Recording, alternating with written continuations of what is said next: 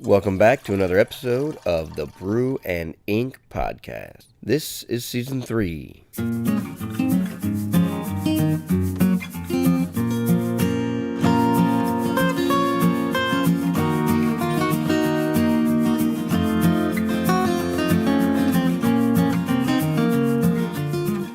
All right, and welcome back, faithful listeners, to another episode of the Brew and Ink podcast.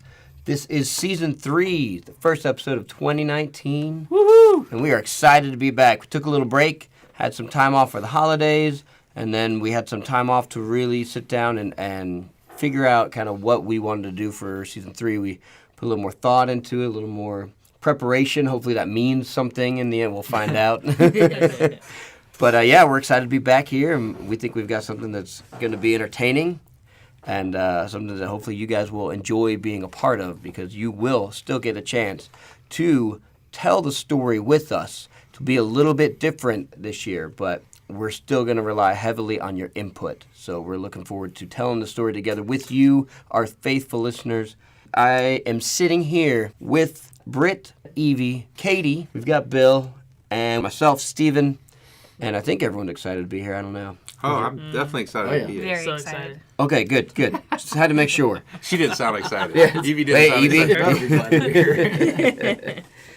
But yeah, we had a good 2018. It was fun. We started way back, and Facebook reminded me the day that we uploaded our first episode. No way. Yeah, I think it was February 2nd, because I remember recording at the very end of January, and yeah, that was, I can't believe it's only been a year. It felt like a lot longer. It was quite the experiment. That first season. Yes. And if for those of you that haven't listened to season 1, we did a story called Boneyard, where we went through and basically gave you guys the options to choose where that story was going to go based on, things that were happening, and then each writer would rotate. Just kind of like what we're going to do this time around. We're going to rotate writers, and each writer will give options at the end, and you guys will get to choose. Those options were more story-driven. And these options this time around will be a little more kind of, who do you want to talk to? Who do you want to... It's going to be a mystery, a murder mystery, and it's going to be up to you guys, our listeners, to really dig in and listen to the clues and figure out who it is that has done it. So those options are going to be a little different. But what did we do after that? Season 2 was a flash fiction competition. The winner turned out to be our very own Katie, who's here tonight, and we just want to give her congratulations. Thank you. On that. You. It was a well-earned, hard-fought battle. Still a little sore that I didn't make it to the end. I think the extra hormones helped her, I think. Yeah, she had 2 brains in there working away. So that wrapped up our 2018, and now we're here, and we're ready to jump into 2019. I think everyone, you guys have goals that you set for yourselves at the beginning of the year that you're like, okay, I'm going to accomplish these things or anything like that. Britt, did you have something maybe regarding to writing or life itself? Yeah, I would really like to map out the science fiction story that I want to start. There's a series that I want to start, and I've got the ideas, but before I really dive into writing it, I really need to brainstorm a little bit more about the characters and who they each are and what they want and all that kind of stuff. So, yeah, it was a great 2018. A lot of great stuff happened as far as agent and publishing went, but I really like this idea of a sci-fi series that I want to do. So I want to try to get that started and get a rough draft done by the end of the year. Yeah, very cool. Man, there's going to be a lot of science fiction going on this year. That's good. And I guess I'll just jump into kind of what my goal is to, a short-term goal would be really hunker down on, getting the book 1 of my sci-fi series really nice and clean and concise, going through and outlining each chapter, just a couple sentences, and really getting down to what is the meat of each chapter, what can I cut, and then hopefully have a nice, well-rounded package of that first book halfway through this year, and then do the start on book 3. That way I'm still progressing through the series, and then at the same time be working on hopefully just editing. Hopefully there's not a lot of rewriting for book 2, but hopefully it'll just be an edit of that one. But those are my 2019 goals. How about you, Bill? Let me get out the Sears catalog for writers. Okay, here, Yeah. and just go. I'm going to go through and start marking them. I got so many goals. Always at the top of the list is get an agent, get an agent, get an agent. But to get there, there's so many things I have to do, and I've got a list of those things. I'm not going to go through details of that list, but there's a stack of things I have to do. So I'm going to encapsulate that all in one thing, and that is get a handle on marketing myself. Get a handle on that, and that's really a first 3 months of this year thing. And after that, a big part of that is building an email list and consistently sending those query letters out. I know there are times of the year where it's probably wise not to, like the first week of January, but after that you can, start dumping them out there. And I need to do that more. And, I can't get a stack of rejections until I send a stack of letters out. So That's right. So that's the only way to get rejections. Yeah, right. It's the only way to get rejections. And if I don't get rejections, I'm not a writer yet. So you sending out some Valentines to the different publishers? That'd be great. That's just the way to get some really bad rejections. Yeah. You know what I tell young men, when I mentor them or counsel them, I say, it only takes one. It only takes one to say yes. Send out all those Valentines. It only takes one. You get just as many rejections as you get. Just remember, it only takes one. That's good advice for young men or for writers. Or for writers. So good. That's definitely a good goal for 2019. It's one that I should probably have on my my own list as well, but we'll steps at a time, right? How about you, Katie? What do you have in mind for this year? I'm gonna have a really busy year with baby coming and then As you say, traveling you're gonna have a baby. overseas. Goal number one. Yeah. But my goal is to get my children's picture book, tentatively titled Nicholas Barkley and the Good Ship Halibut. Get the necessary illustrations drawn so that I can start pitching it to agents. Yeah. And we'll see what goes from there, but at least getting it to the point where I can start shopping it around. Very cool. And how about you, Evie? What do you got? My main goal is to be consistent with my website and start putting out once a month something for my faithful readers to read, and just kind of taking care of my people. Feel like I kind of go silent for like a year. And so And you're like, I'm back. like, hey, by I'm the here. way, Who are you? so I decided I'm gonna try to at least write a short story and publish it, and put it on the nice. site once a month. Goals, and I feel confident that we'll hit all of our goals this year. And looking forward to the season 3 as well, as we'll each be taking turns writing. And we'll be writing from basically a different character's point of view rather than writing just as the storyteller in the instance. We'll actually be kind of doing that first-person perspective, which we did in season 1, but it will be each of us from a particular character's point of view, our character.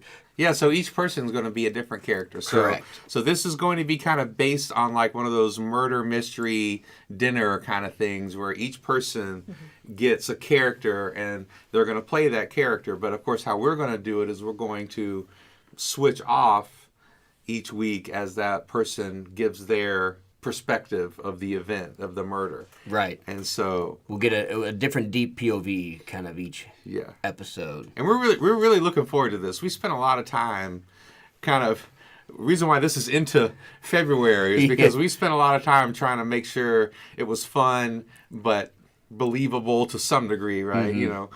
And And then it'll actually work out in the end so that you guys would actually be able to kind of figure out, okay, who did it rather than just stabbing in the dark, which might be happening. But yeah, other than that, tonight we're drinking some Reformation Brew. We've got the Orin Indian Pale Ale and the Candace. it's nice. This is a Belgian. Yeah, I love a good Belgian style. It's good. And that's us at Brew and Ink. You know, we home brew beer, we talk about coffee, we brew coffee, and we do a lot of writing. So we're looking forward to you guys enjoying the season, and I think at this point it's about time to jump into the story. So who are we going to start with?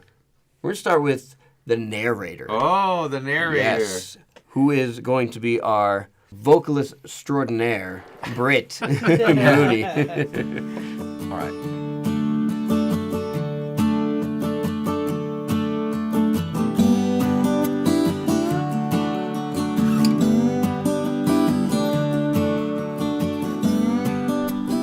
We just want to say thanks for listening to our podcast. If you are interested in learning more about writing and how to become a writer, check out our syndication page, seriouswriter.com. They have articles, resources, classes, videos, and a podcast, the Brew and Ink Podcast. Again, check out seriouswriter.com. Thanks for listening.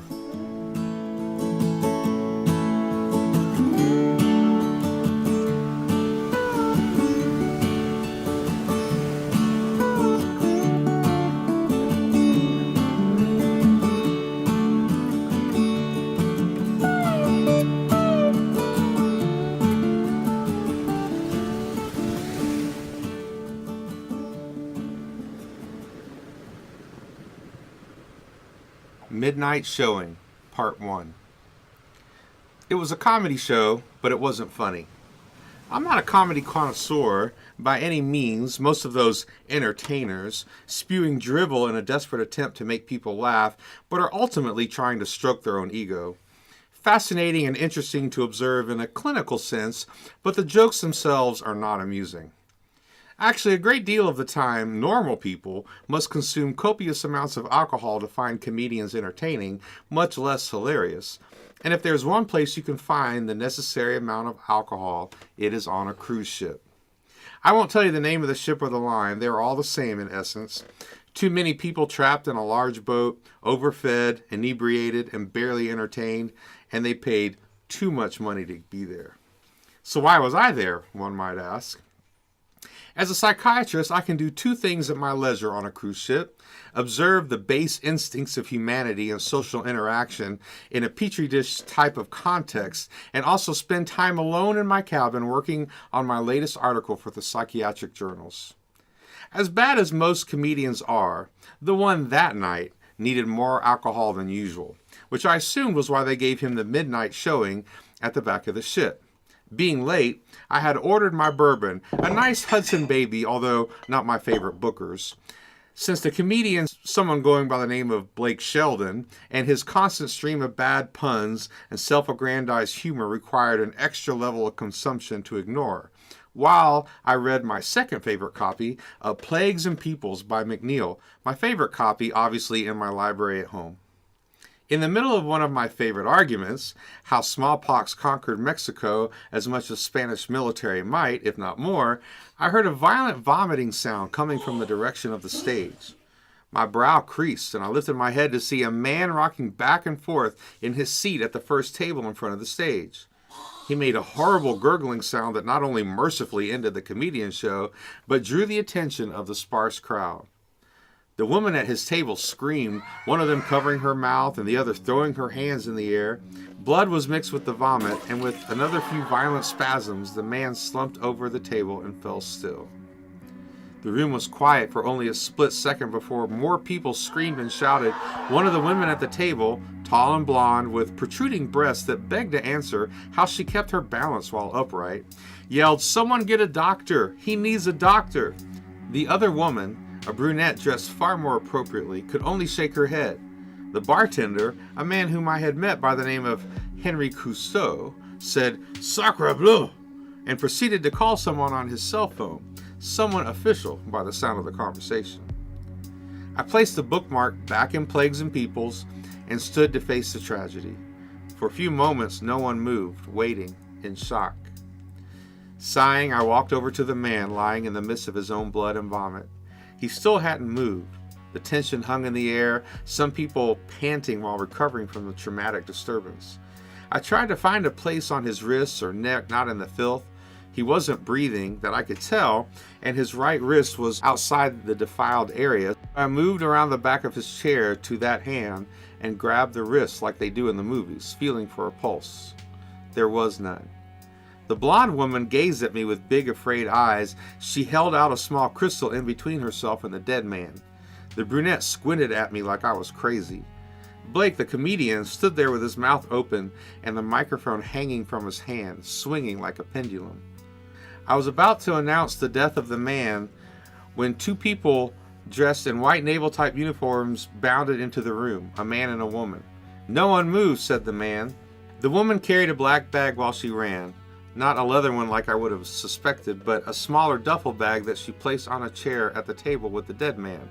She opened it and pulled out a stethoscope and pressed it on his back. "Who can tell me what happened?" she said. Her silver name tag said, Dr. Deb Winsick. There was a pause for a moment before the blonde said, "He was sitting there drinking his drink, and then he just threw up and died." The man arrived at that time. His name tag said, Mr. Gorgon. "What is this man's name?" The brunette took a deep breath. "His name was Aaron. I didn't know his last name." Mr. Gorgon nodded at the brunette, a brown notebook in his hand. "And what is your name?" "Abigail," she said, "Abigail Goldstein." Gorgon wrote it down and then pointed at the blonde. "And you?" The blonde flinched and clutched the crystal tighter. "Tabitha Albright." The doctor stood straight and grimaced. "This man is dead." Gorgon scribbled. Then he pointed at me. "And who are you?" "My name is Dr. Jack Wolfe." Gorgon's brow rose and he gave me a hopeful look and shared a glance with Dr. Deb. "Where do you practice, doctor?" "No," I said, "not that kind of doctor. I'm a professor at William and Mary." Gorgon's voice fell. "Oh." He faced Dr. Deb. "What do you think? Some kind of food allergy?" Dr. Deb shrugged. Gorgon scanned the others. "Was he allergic to peanuts? Anyone know?" The women shook their heads, as did the comedian. "Peanuts," I said. This was not a food allergy. His face isn't swollen or puffy. This was poison. "Wait, I thought you weren't a real doctor," Dr. Deb said. "Well, I am a psychiatrist, so I have some training." "Did you say poison?" Gorgon said. He took a step toward me, lowered his voice. "Are you saying this man was—" "Murdered, yes," I said. "And you need to lock this place down. It is a crime scene." Gorgon went pale. "Well, holy horse hooey," he said. Others reacted. Gasps, squeals. Blake cursed. A cruise ship is a small town, hundreds of people, and while there are individuals that fulfill certain roles, they are not experts by any stretch. Dr. Deb and Gorgon were young and appeared petrified at the situation. I nodded over at Dr. Deb. "You just finished med school?" She nodded back. "Interning here, you thought the worst you'd have to deal with would be wrapping a sprained ankle or dispensing aspirin or ibuprofen," I said. She blushed. I turned to Mr. Gorgon. "You're the night shift security?" "Yes," he said. "And what skill do you have that qualifies you for this assignment?" "Well, Gorgon began. "My brother is a cop." "Ah," I said. I looked from him to Tabitha, to Abigail, to the comedian, and then to the dead man, and I cursed inwardly. "Very well. If you'll have me, I offer my help in this investigation." Gorgon stammered. Your help? What do you mean? You're a psychiatrist, not a cop." "My doctorate is in criminal psychiatry," I answered, "and I have experience with investigations like this. I've been involved with several and written case studies of the criminals for my journals. I was hoping to get some sleep tonight after a late nightcap, but I can see you need my help." Stunned, both Dr. Deb and Gorgon stared back at me. "Or you could deny my help, of course," I said, "and I will simply go to my bed and let you figure this out." Dr. Deb and Gorgon shared a glance. She shrugged back at Gorgon. No, Gorgon said, "please, we would love your help." "Very well," I said. "First, we must narrow down our suspects, beginning with these two ladies here at the table." Tabitha scoffed and gaped. "What? No way! Why would you think I did anything?" "He was poisoned. Look how far we are from each other. It must have been Abigail here. She's been fighting with him over the last couple days, although I don't know why. It must have been her." "Me?" Abigail shook her head. "No, you don't, you space bimbo." Abigail turned to me. "I can tell you right now it had to be Mr. Comedian up there, Blake Sheldon. Aaron's been heckling him and ruining his act for the last 30 minutes. I don't know how he did it, but it had to be Blake." Blake blinked, waking from a daze, and he said, "Wait a minute. You think I did this? I was up here doing my act. No way. Had to be the bartender. He made the drink, and I heard them fighting about money or something earlier. You can't trust Frenchmen." I turned to look at Henry Cousteau, the bartender, who now stood a few paces away. Henry gave me a shocked look. "Moi?" Dr. Wolf, why would I do such a thing? It was this woman here, Tabitha. He pointed at the blonde. She's in love with Blake. She's been hanging on his arm the whole trip. I've seen them several times together. She hated Aaron for his constant heckling of Blake and killed him with her New Age witchery. At this point, they all began arguing and pointing at each other. I raised a hand and shouted, "Stop!" They grew silent and gazed in my direction. "Mr. Gorgon," I said, "we seem to have narrowed our suspects. We must interview them one by one. If you will keep the rest of them here, I will take them individually to the far corner and question them." Gorgon nodded with authority. "Great," he said. "Which one first?"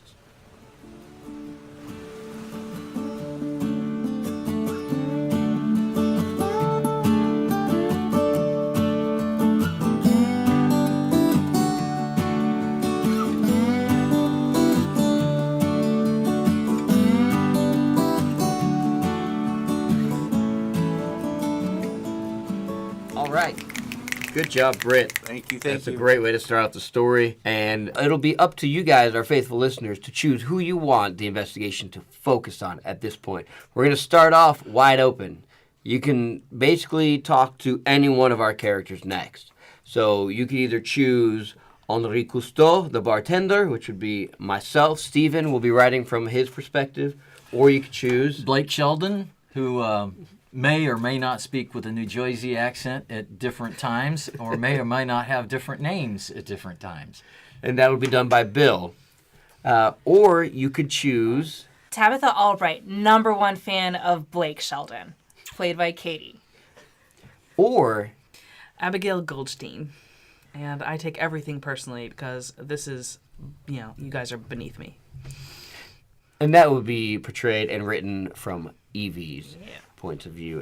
So those are your options for you guys. You can pick one of those 4 characters, and then we will write from that perspective. You'll get a few more details. You'll get some background on that character. You'll get maybe a clue or two, and then you'll get to choose from there who to talk to next. So that's how we're going to go about this season. I'm really excited about how this should play out. And, hopefully by the end of it, we'll all have figured out who did it. Who killed poor Aaron? He was heckling. He was heckling. So maybe he had it coming to him, but that's just ruining everyone's cruise And there's experience. something about money going on. Yeah, there was So some who money knows? Who involved. knows what's going on? Maybe. A lot of things will be brought to light in the next few weeks. So please go out there, vote, and you, as always, you can find us at our webpage, www.brewandink, BREWANDINK.com, and there we will have, the transcript from the story that you could read if you want to go through it, and we will have a link on there for voting, and you can also find us on our Facebook page, follow us on Instagram, follow us on Twitter, and keep in touch with us. But I think that pretty much wraps up this first episode. Yep. So good. until next time, vote. Vote. And always remember to raise that glass to inspiration. And we'll see you next time. Good night. Good night.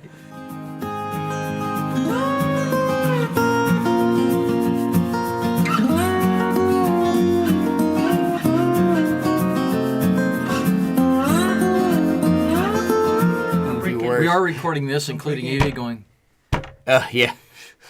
Am I really? Did I do that? right through. It carries. It's okay. It's Okay. okay. That's why we have Sit multiple on my microphones. hands. It's not Bad gonna state happen. habits. One of my favorite Office episodes. You see the one where Dwight, he was nervous about giving a speech. So Jim basically put like a bunch of quotes from like Hitler and Stalin and all these people. Oh, Oh and my he said, word. now, when you speep, you have to Hit hit the podium and do really this. and- gesticulate. oh my God. It was really funny. Oh, that's terrible. All right, and welcome, faithful listeners, back to Season 3 of the Brew and Ink podcast. This is the first episode of 2019. Woohoo! And we're already dying. I'm sorry. I'm just gonna guess that the batteries I just put in here were already We're dead. already dead.